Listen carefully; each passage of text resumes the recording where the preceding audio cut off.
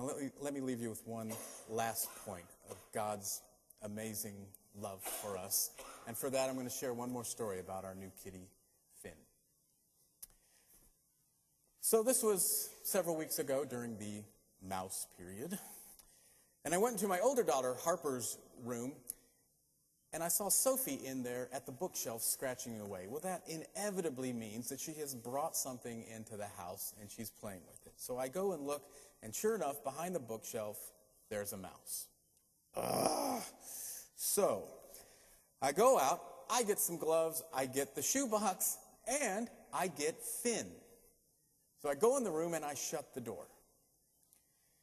I put Finn over by Sophie behind the bookshelf, and then I move the bookshelf so the cats can get at the mouse. Well, the mouse immediately begins to run, and the cats bolt after it.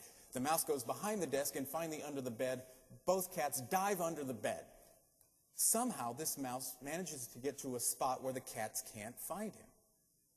So Sophie, after a minute or so, just gives up, goes and lays down on the other side of the room. But Finn would not give up. He starts pacing the room. He retraces his steps behind the bookshelf, behind the desk, under the bed. I finally had to get under there to figure out where the mouse was. And when I finally figured it out, we were able to flush him out. But then he runs in the closet. Now, Harper is a teenager. Perhaps you can imagine what her closet looks like. It's a huge pile of clothes in her closet. So the mouse goes into this pile of clothes. I do not like the idea of having to be surprised. So here's what I do. I take Finn and I kind of hold him on the ground next to me. And I kneel down, and then one by one I start pulling out the clothes, knowing at any point there's going to be a surprise, right? Finally, boom, there he is. And when I see him, I let Finn go, and he is on that mouse, snatches him up. The trouble is, I then couldn't get the mouse out of Finn's mouth. He would not let him go. I pick him up and I try to shake him like over the box, and he wouldn't let him go. So then I have to pick Finn up by the scruff of his neck to immobilize him a little bit, and I'm shaking him. Finally, he drops the mouse. I close the box and I can take him outside.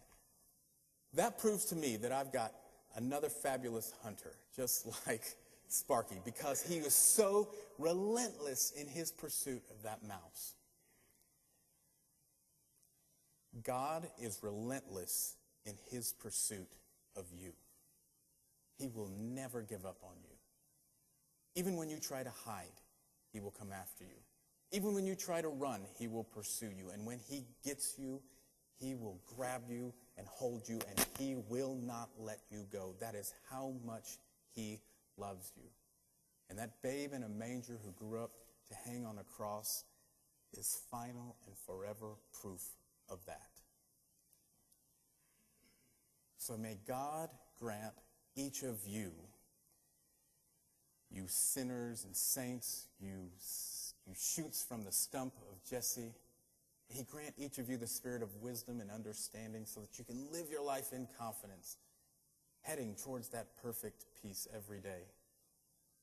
But even when you fail, even when you let God down, and you will, because the best laid plans of mice and men often go awry, know that he will always be there, relentlessly forgiving you, relentlessly loving you. Amen.